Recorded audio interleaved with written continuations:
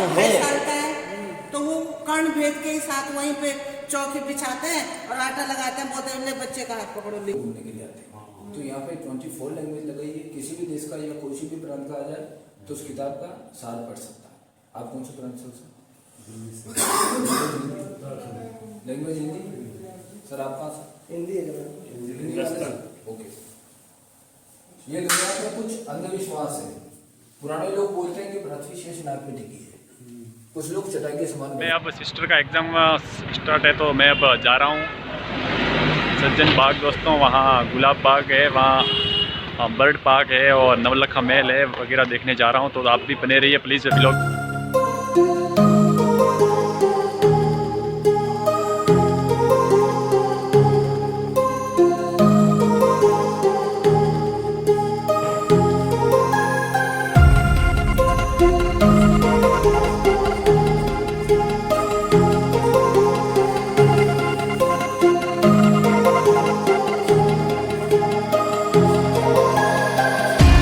Hello guys, तो दोस्तों मैं अब आ चुका हूँ नवलखा महल में और अभी गाइडर मुझे बताएंगे कि क्या क्या अंदर दयानंद सरस्वती ने क्या क्या उपदेश दिए थे। वो पूरी जानकारी हमें गुरुजी बताएंगे गाइडर। तो आप भी बने रहिए प्लीज़ और चैनल को सब्सक्राइब कीजिए। और पूरा व्यू ये 16 संस्कार की जो पीछे दिख रहे हैं 16 संस्कार बताए गए हैं और सब गाइडर बता रहे हैं, आप भी बने रहिए गाइस। ये उपनयन संस्कार हैं जो संस्कार गुरुजी ने बता रहे हैं, जो आपको मैं पीछे वाले कैमरे से बताता हूँ पूरे उपनयन संस्कार किस प्रकार के होते हैं। और संस्कार वो पूरे 16 संस्कार अलग अलग राज्य के वेशभूषा में पहन के बताए गए गुरुजी ने। तो वो आप पूरा वीडियो देखिए, मैं संस्कारों का पूरा वीडियो बताता हूँ।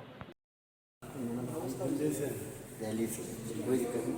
अपने गर्भाधान से लेकर अंत्येष्टि तक 16 संस्कार होते हैं। स्वामी जी ने थे कृपा करके हमको बताए थे, तो हम ये कोशिश कर रहे हैं आप लोगों को इसकी जानकारी। कार्य सभी जगह एक तरीका होता है, खाली ये लोग लगाए, क्योंकि अलग अलग जगह से लोग आते हैं ना, तो उनको ऐसा नहीं लगे हमारे प्रांत का कोई अस्तित्व नहीं। ये राजस्थान का लोग है, कपड़े जेवर पेंटिंग सब राजस्थान के। अब स्वामी जी ने कहा गर्भाधान से पहले पति पत्नी को शारीरिक मानसिक आध्यात्मिक सब तरह की तैयारी करके पर हित की कामना में अक्रोध होकर ईश्वर का नाम लेते हुए कार्य करना चाहिए ताकि अच्छी संतान कर। क्यों कि संस्कारों की शुरुआत यहीं से होती है।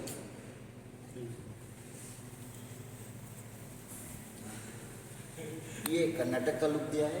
पुष्पन संस्कार गर्भ स्थापना के चौथे मास में एक तो गर्भ को बलिष्ठ बढ़ाने के लिए देशी दवाएं वगैरह और उसके अलावा पति पत्नी के हृदय पे हाथ रखते हैं। आप अकेले नहीं हैं, अपन साथ में अच्छा भोजन करो, अच्छे विचार रखो, अच्छे लोगों से मिलो ताकि अपने गर्भ के ऊपर कोई गलत असर नहीं पड़े और समय आने पर अच्छी संतान प्राप्त। क्योंकि 9 माह में जो स्त्री कार्य करती है सारा सब अच्छी करता है। तो यह पति उनको प्रोत्साहित कर रहे हैं और यहाँ पर पत्नी खुद पॉजिटिव होगी। ये सीमंतों ने संस्कार है, ये हिमाचल प्रदेश का लोग है। 7वें मास में पत्नी खिचड़ी खा रही है जी। पति पूछते क्या देख रही हो, भगवान कहते हैं अच्छी संतान का मुँह देख रही है, वो पॉजिटिव सोचती है।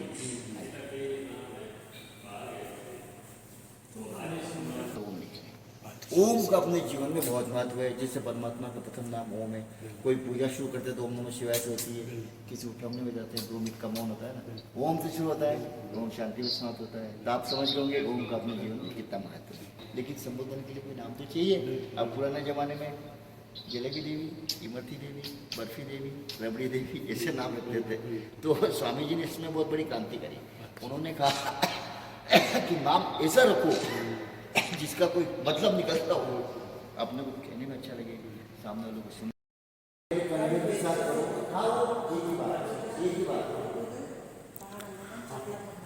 मावी आप ये समझते हो ना जो आप बता रहे हो। लोग बात तो जो हम बता रहे हैं वो सब मान रहे हैं। नहीं आप ये बात के अनुसार आप ये पहले तो था देर में जाते थे, आपके दिमाग में है साल का है तो वो कर्ण भेद के ही साथ वहीं पे चौकी बिछाते हैं और आटा लगाते हैं, बोलते हैं बच्चे का हाथ पकड़ो लिखा है इसमें। बस हो गया। आप समझ रहे हो इसलिए बता रहे हो, जो नहीं समझता है उसको क्या बताएगा फिर। अपने यहाँ सब कुछ होता है, इसलिए पता है। ये बच्चे 16 साल तक गुरु जी के पास रहते हैं ना, समावर्तन संस्कार है। तो गुरुजी इनकी आदतों से अभाव से इनके विचारों से परिचित हो जाते हैं कि कौन क्या कर सकता है। तो जब एक ग्रस्त जीवन के लिए विदाई देते हैं तो गुरुजी तय करते हैं कौन क्या करेगा। आप समझ रहे हो इसलिए बता रहे हो, जो नहीं समझता है उसको क्या बताएगा फिर। वो अपने यहाँ सब कुछ होता है, सही इसलिए बात। पता है। ये बच्चे 16 साल तक गुरु जी के पास रहते हैं ना, समावर्तन संस्कार है, तो गुरु जी इनकी आदतों से, अभाव से, इनके विचारों से परिचित हो जाते हैं कि कौन क्या कर सकता है। तो जब एक ग्रस्त जीवन के लिए विदाई देते हैं तो गुरु जी तय करते हैं कौन क्या कर सकता है। अब जैसे उनका दिमाग पंडित जी का है, आप पंडिताई करो। सेकंड नंबर कमाई व्यापारी का है, व्यापार करो। थर्ड नंबर सेवादार, क्लर्क बन सकते हैं, प्राइवेट नौकरी, सरकारी नौकरी, बैंक की नौकरी, जो मिल जाए वो करो। ये खेती वाले किसान भाई। अब गुरु जी कह रहे हैं अपना अपना कार्य करो, समाज को सेवा दो, 2 पैसे कमाई करो, कि उसके बिना आपका ग्रस्त जीवन नहीं चलेगा। हाँ, ये वर्ण व्यवस्था ही है, खंडन है वर्ण व्यवस्था ही है। हाँ, वर्ण व्यवस्था तो जन्म के आधार पे करते ये हैं ना, यहाँ हाँ, कर्म के आधार पे दिखाते ये कर्म के हिसाब से। ये पश्चिम बंगाल का सीन दिया विवाह संस्कार। अब पश्चिम बंगाल में दूल्हा दुल्हन को इस तरह से तैयार करते हैं, दूल्हे के साफा नहीं लगते हैं, कैप लगती है और दुल्हन के आगे मुकुट है। बाकी विवाह सभी जगह एक से छेदने से आभूषण पहनते ही है, लेकिन हरनिया नाम की बीमारी अपनी नहीं होती। अच्छा जी हाँ, हरनिया प्लस पोस्ट और दूसरी बीमारी है जो इसकी वजह से नहीं होती संस्कारों के हिसाब से। बाकी तो देखो सब अपवाद है, 94 के इंसान से बैठे हुए हैं और जाने में 40 के भी चले गए। तो ये तो सब ईश्वर के संस्कार है। ये मणिपुर का प्रक्रिया है। बच्चा गर्भ से आता है ना, तो अंधेरे से पानी से आता है, 4 महीने इसको पृथ्वी का एटमोस्फेयर सेट होने लगता है। उस दरमियान उसकी तबीयत भी ज़्यादा खराब रहती है, सर्दी जुकाम उल्टी दस्त, तो उसको घर की अंशिंग कराते हैं। ये रात्रि को चंद्र दर्शन करा रहे हैं, माता जी ओम को उच्चारण करते हुए पृथ्वी पर जल छोड़ते हैं। ये केरल का लोग दिया सर अन्नप्राशन संस्कार। पहले 6 महीने बच्चा माँ के पेट पे रहता है, फिर उसको भोजन कराते हैं। तो दाल चावल की खिचड़ी सबसे सुपाच्य होती है। माता जी खिचड़ी लेके बैठी है, पिताजी उसको खिचड़ी खिला रहे हैं। सबका अपना रीत है। हम हमारे 6 रस से संस्कार किया जाता है। मीठा, कड़वा, कड़वा सब देते हैं। अभी भी ऐसा है, जिसके जो होता है ना, मम्मी पापा जो करते हैं वो अपने को करना है। ये तो वेदों में वही है ना, ये तो वेदों की बात है ना। तो अपने पूर्वज जो करते हैं अपने को सब करना है। और ये 16 संस्कार है, वेदों में की बात भी है, संस्कार भी है। थोड़ा तो संस्कार जो हम जानकारी देते हैं और जो स्वामी जी बता के गए, स्वामी दयानंद बता रहे हैं, गुरु जी संस्कार की बात बता रहे हैं कि 16 संस्कार होते हैं, उनकी पूरी व्याख्या कर रहे हैं। अलग अलग पोशाक में बैठे हैं। चूड़ाकरण संस्कार मतलब मुंडन संस्कार, मुंडन संस्कार, अभी किसी के करते हैं, मुंडन, किसी के मंदिर में होता है, किसी के देश में होता है, किसी के माता जी क्या। लाला लाजपत राय, महात्मा हंसराज जी, लेखराम जी, गुरुदत्त विद्यार्थी।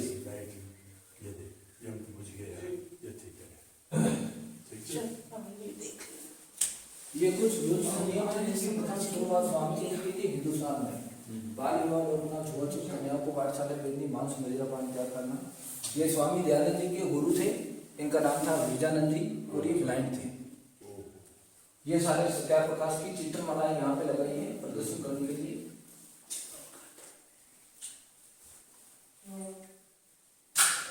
ये जो किताब वहां बैठ के लिखी थी सत्याग्रह प्रकाश, उस किताब का ट्रांसलेशन करके सार लगाया है यहाँ पे 24 भाषा में, 24 लैंग्वेज में।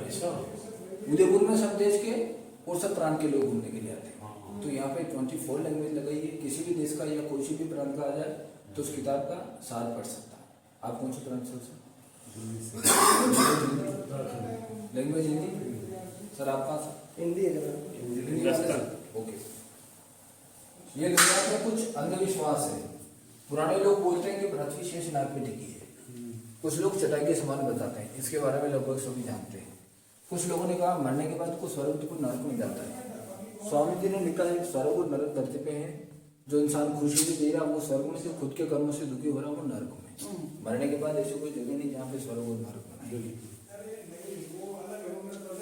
ये स्वामी दयानंद जी की जीवनी है, जन्म से लेकर मौत तक की।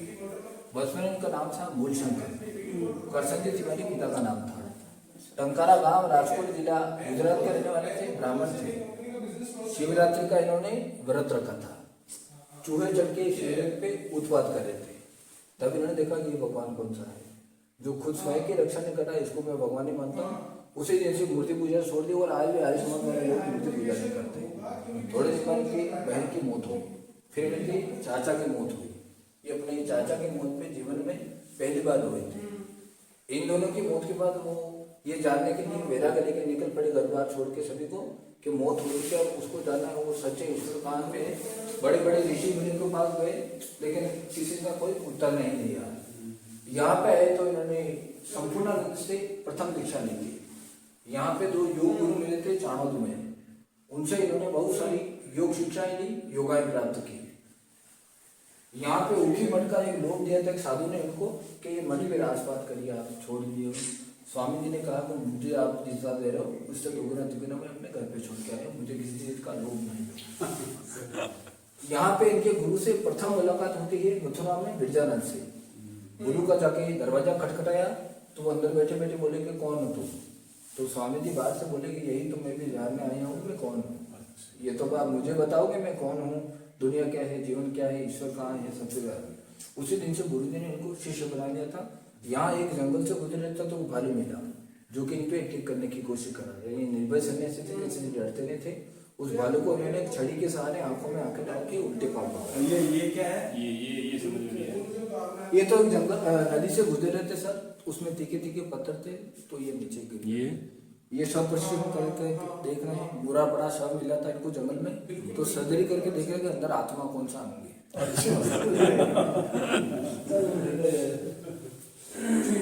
मैं तो यंग इंसान हूँ, आपके हाथों में लग रही हो तो रुकिए, मैं लकड़ी लाया हूँ, इससे पीटो ताकि हाथों को न लगे।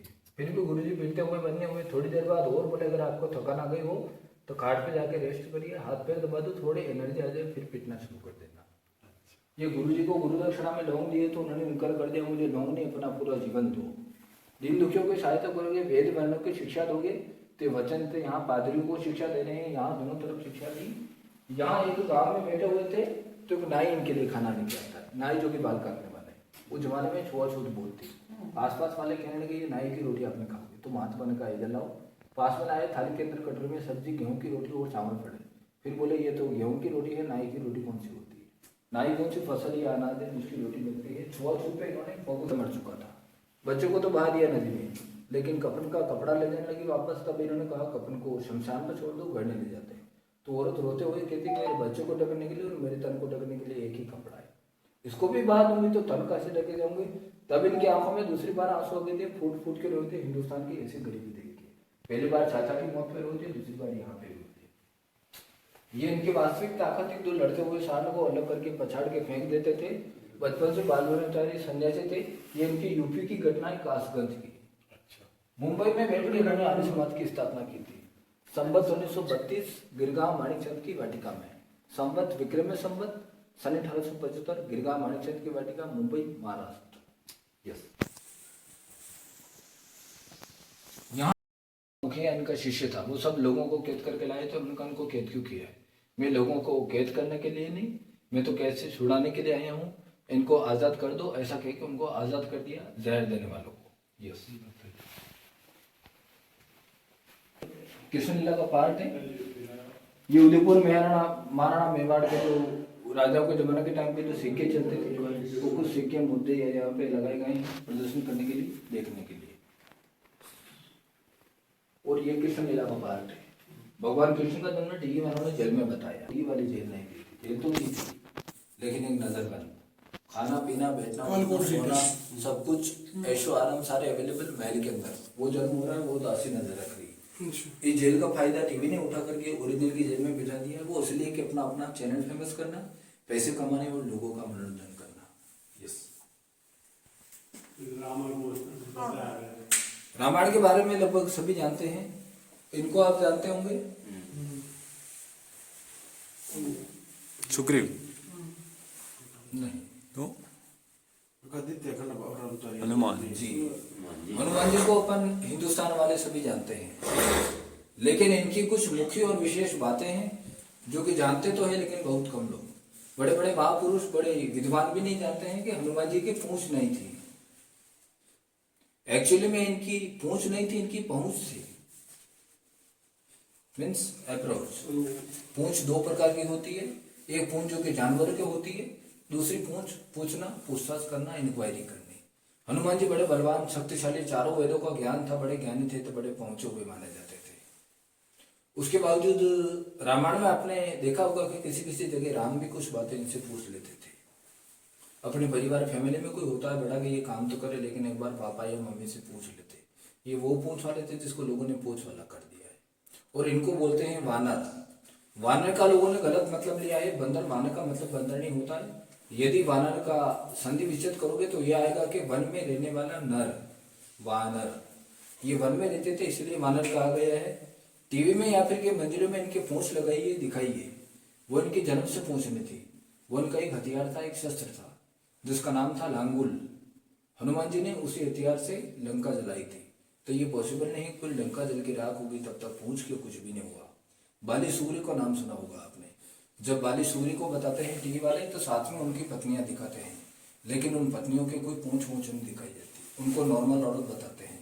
तो ये पॉसिबल नहीं है कि कोई औरत किसी पूंछ वाले बंदर के साथ शादी कर लेगी। ये वाल्मीकि जी ने लिखा है अपने रामायण में, जो कि हिंदू कथा करना था तो बीच में मंदिर आ रहा था। दयानंद जी से पूछा आप तो मूर्ति पूजा नहीं करते तो मंदिर को तोड़ देते। वो बोले कि मैं मंदिर को नहीं तोड़ रहा था, तो मैं लोगों के दिलों से मूर्ति पूजा को अलग करना चाहता हूँ। मंदिर तो एक जगह तोड़ूंगा तो दूसरी जगह पुनः बन जाएगा। यहाँ पे पंडित लेखराम जी को शिक्षा दे रहे हैं। ये उदयपुर के महाराणा सज्जन सिंह जी को शिक्षा दे रहे हैं। ये वहाँ उस कमरे कक्ष में बैठ के सत्यार प्रकाश लिख पा रहे हैं। ये यहाँ गुलाबाग से बाहर निकलते एक झील है, दूध तले पिछोला। स्वामी जी जब यहाँ आए थे तो वहाँ पे स्नान करने जाते थे। योग मुद्रा से पानी के ऊपर बैठते थे, लेकिन ऐसी बातें किसी को बताते नहीं थे, चुपके से करके आते थे। उदयपुर के एक शिष्य ने इनको देख लिया था, सहजानंद ने, और ये बात लीकेज कर ली जो अपन भी जान पाते। बाकी स्वामी जी से बहुत सारी शिक्षाएं जानते थे। ये इनकी अंतिम और लास्ट बात है कि दयानंद जी को जहर भोजन देके मार दिया था। वो जोधपुर गए थे, वो जमाने में राजा वेश्यावृत्ति करते थे। जोधपुर का राजा वेश्यावृत्ति करता था। इन्होंने मना किया, उस वेश्या को डांटा। तब उस औरत को लगा राजा से अलग कर दे, इससे पहले अपन इसको खत्म कर देते। उस वेश्या ने नौकर द्वारा दूध में वाली कांच पीस के जहर मिला के दे दिया। इनको पीने के बाद पता चला था दूध में जहर था। जिस नौकर ने जहर दिया था उस नौकर को बुलाया और बदले में 500 रुपये देके विदेश भगा दिया नेपाल, कि तू भाग जाना वरना मेरे शिष्य के तुझे मार देंगे। मेरी मौत के बाद कौन बताएगा कि जहर तुमने उस वेश्या ने दिलवाया है। जहर देने वालों को 500 रुपये, 1883 के 500, आज के लाखों करोड़ों। एक वेद मिला, वो भी दिन पे दिन को स्लो पॉइजन दे रहा था। जहर कैसे निकालना ये विधि ये जानते थे योग मुद्रा से। इनको इससे पहले 16 बार जहर दे चुके थे लोग। एक बार पीछे मैंने आपको बताया था, पान में जहर दिया था, वहां पे निकल दिया था। जहर तो यहाँ पे भी निकाल सकते थे, लेकिन उस वैश्या ने जो कांच पीस के दिया था, मरकरी पारा, वो पेट में ना ही तो गलता है, ना पछता हो, ना निकलता है। वो अंदर ही अंदर काटता रहा, चीरता फाड़ता रहा। लास्ट अंतिम इच्छा के अनुसार को अजमेर लाया गया था। अजमेर में स्वामी जी को बिनाई कोठी में ठहराया था। वहीं पे इन्होंने अपनी अंतिम सांस ली थी दीपावली की शाम को। Okay sir, thank you. Guys मैंने नवलखा महल के भ्रमण कर लिया पूरा, और बहुत ही आनंद आया दोस्तों। और आपको भी जानकर खुशी होगी कि आप भी कभी यहाँ विजिट करते हैं तो नवलखा महल को ज़रूर विजिट करें, क्योंकि यहाँ 10 रुपये टिकट में आपको पूरा दयानंद सरस्वती ने सत्यम प्रकाश किस प्रकार लिखी, और वहाँ से क्वेश्चन भी आते हैं जीके के। तो सज्जन सिंह के कहने पर महाराणा स्वामी दयानंद सरस्वती आए थे यहाँ, जिन्होंने 6 महीने ठहरे थे इस महल में ही। तो प्लीज़ आप भी आइए और विजिट कीजिए दोस्तों। और मैं भी अब नवलखा महल में एक महाराणा सांगा की शॉर्ट फिल्म है जो कि मैंने देखी। प्लीज़ आप भी देखना चाहते हैं तो विजिट कीजिएगा। और मैं भी उस शॉर्ट फिल्म को मैंने देखा, मैं इस ब्लॉग में तो नहीं डालूंगा, अलग से यदि कोई भाई देखना चाहता है तो मैं अलग से उस शॉर्ट फिल्म को डालूंगा, क्योंकि वो लंबी है, 10 से 12 मिनट की मैंने उसका वीडियो शूट किया है दोस्तों। तो प्लीज़ मैं सबसे व्यूअर से यही अपील है कि प्लीज़ चैनल को सब्सक्राइब कीजिए दोस्तों। और मिलते हैं नेक्स्ट व्लॉग में, और तब के लिए टेक केयर और बाय।